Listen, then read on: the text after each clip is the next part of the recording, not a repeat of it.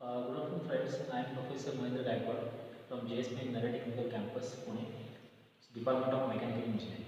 So today I am going to explain you one of the experiments which is related with the dynamic of motion subject. The title of the experiment is that two rotor system, free torsion vibration of two rotor system. Okay. So in this condition, we are going to perform the experiment for the two rotor system.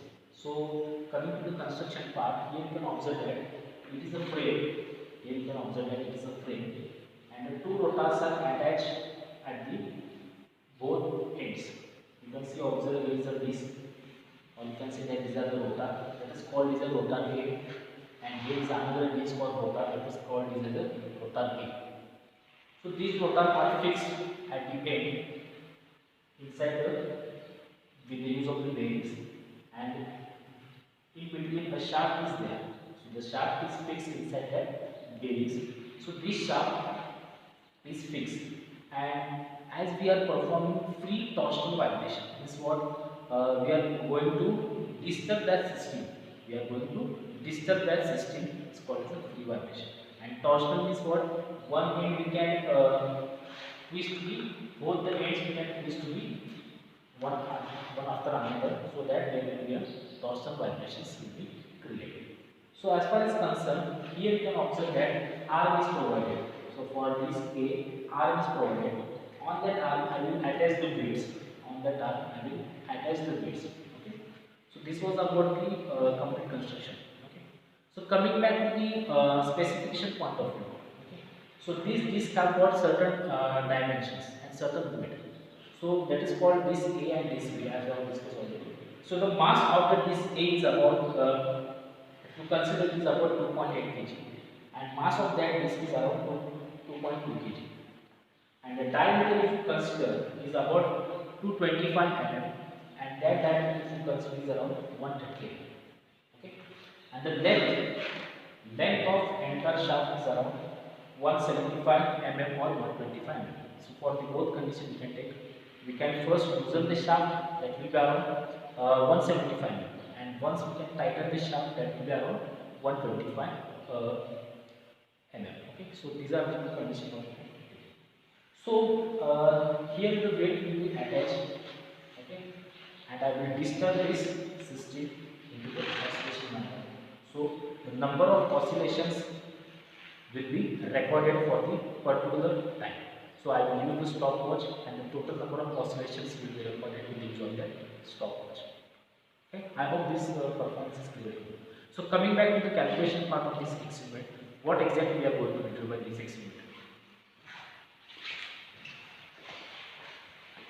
So dear friends, I have observed that this is a two rotor system. Okay, so here we have considered a disc A, and here we have considered a disc B. So in between the shaft of negligible diameter, say 3 mm, okay, we have placed.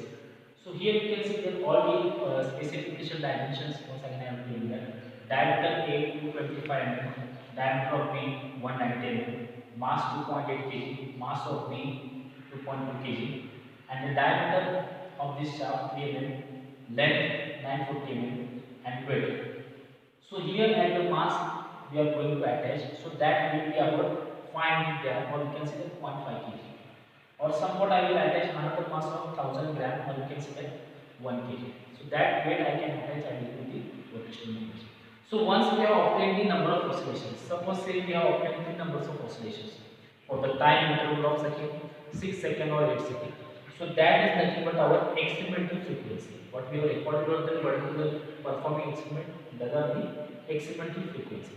So now we are going to determine the use of equation, that is natural frequency, and I will determine the use of equations.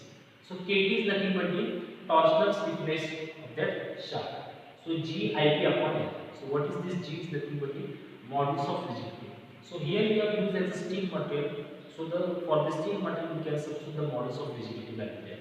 And IP is nothing but the polar moment of inertia. Okay. So that will be for circular shaft we have considered as a pi by 32 raised to 4. And L is nothing but the total area of the shaft, which is already mentioned here.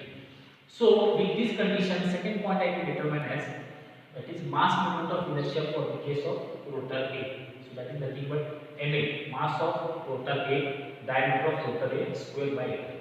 So all this value I will substitute this equation and I can determine the mass moment of inertia for the rotor A. Similarly, for mass moment of inertia of rotor B, another element is added here. Okay, this first element is same, mp dv square upon A, but another element is added here. That is nothing but the W1 into R.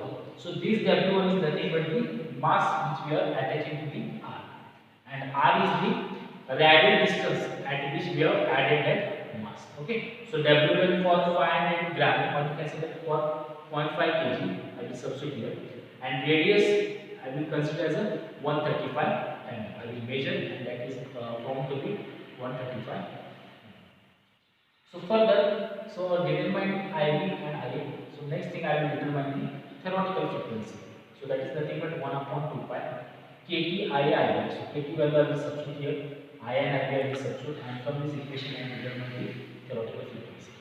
So once we have calculated the theoretical frequency, I will compare this calculated theoretical frequency with the obtained experimental theoretical frequency. That seems to be nearly equal. Okay.